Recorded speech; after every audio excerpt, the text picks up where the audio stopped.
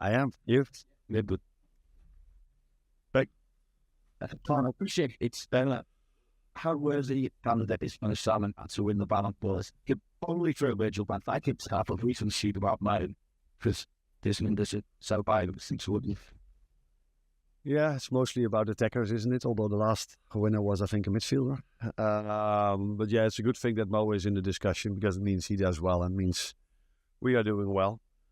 But for him to stay in that discussion, he should bring in the same performances as he's done for 7 or 8 months now. And I think in general, someone that wins the Ballon d'Or needs to win something as well. So it's a great challenge that is in front of us, but also in front of him. And what I liked a lot is that he takes this challenge not only by scoring a big goal and a great assist against City, but he also wanted the team to win because his defensive work rate, especially in the second half, was outstanding. And that is, I think, what it takes for us to have a chance of winning something. And if we as a team can win something, he will have a far more better chance to win an individual prize like the Ballon d'Or.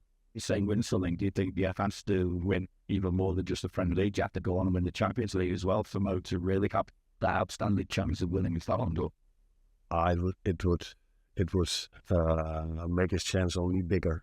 But the last one who won it, I think he only won the league and not the Champions League. So it is not only about the amount of prizes you win, but I think all of the ones that won it in the past probably, I'm not 100% sure, but probably won either the league or the Champions League. So that means, but in football is always like this. You need the team to win an individual prize. And that's what Mo understands at the moment really well, because I just said his work rate, especially in the second half, but almost during the whole game, was very good and very helpful for us to have a chance of winning the game against City. With regard to the title race now, though, how do you enforce the match? It's not. I don't think I need even to enforce that message because these are the players that played. And I know the Forest fans are going to like me saying this again, but these players played the Forest home game. These players played the Fulham home game. These same players played the Manchester United home game. And the same players played Newcastle away, which was a very difficult game for us. 2 times being a goal down, then being one goal up, and eventually drawing it to 3-0. So I don't think it's necessary. We all know these players are so long in this competition, much longer than me. So they know how difficult every single game is. And if you have to play 11, it's still a long way to go. And I'd wonder, Isak, who you're coming up against, is a striker in fine form. What is it that makes him such a special forward? Do anything different to handle a fight like that? It's an understatement to say that he's in a fine form. I think he's in an excellent form. Also over there, it's the team performance that will help us controlling him. So the more ball possession we have, the easier it is to control him. Although he's definitely a threat on the counter-attack as well. The good thing for us is that we've got 2 centre-backs that are probably one of the best players that are able to play against him. I don't say this in perfect English, but what I mean with that is that we've got 2 very, very, very good centre-backs. And that's definitely what you need if you face a striker with the quality of Alexander Isak.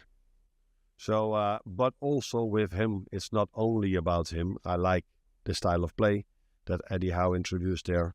They're always a team that is has a very good game plan. They're really intense. So without the ball, high intense tempo in the game. So that helps a number 9 as well, because the better your teammates are, the more chances you get. And he's not the only offensive threat they have. I think Gordon and the right winger as well. So they're big threats. So yeah, it's not only about him, but he's definitely having a great season. Obviously, it's 3-3 the first time they played, and they're just coming off the back of winning 4-3 against Nottingham Forest the week that What does that tell you about them? That they can score a lot of goals. And that's what I was just talking to you about. They have so much offensive threat. And I think normally they are not a team that concedes so many goals because they are very aggressive in defending as well. As I saw out of interest, not for this game, but just out of interest, the semi-final they played against Arsenal. Now, we all know how well Arsenal is in it when it comes to attacking, also in defending, but in this situation in attacking.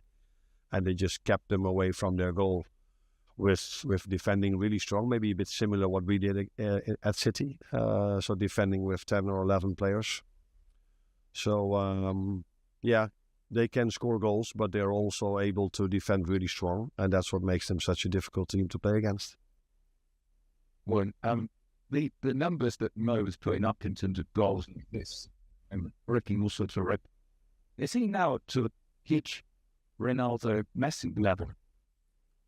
It's so difficult to compare players with each other, and it's not fair to anyone. I think Mo has his own career, and Mo has been outstanding.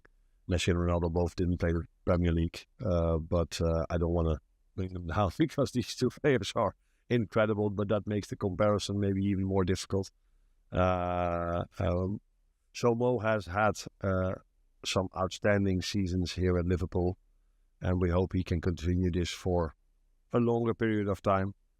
But to do that, he first has to extend his contract, of course. And you guys don't ask me about that anymore, so that's a positive. It's towards the final Premier League game with Batman 5 and 15 days, 40 days at least. What toll does that take, though? Do you have to think about freshening it up, or how difficult is that? I'm not so sure if it is difficult, because these players are trained for this and they're used to this. So if they go to a World Cup or to the Euros, they have to play those amount of games in a short spell of time as well. So they're able to do so. But it's I sometimes feel like if we have one game in between and the game starts, I'm like, they're not as aggressive as they were. So they're in a certain rhythm. And they've shown this season many times already that they're able to. But it was the reason why I changed my lineup against Plymouth so drastically, because I don't think you can do this for a whole season. So you need to have once in every 4 or 5 weeks a normal week. And what I call a normal week is 2 games in a week instead of 3 games in a week.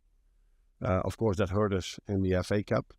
But it also means that these players are now able to play 5 games in a row at the highest possible level.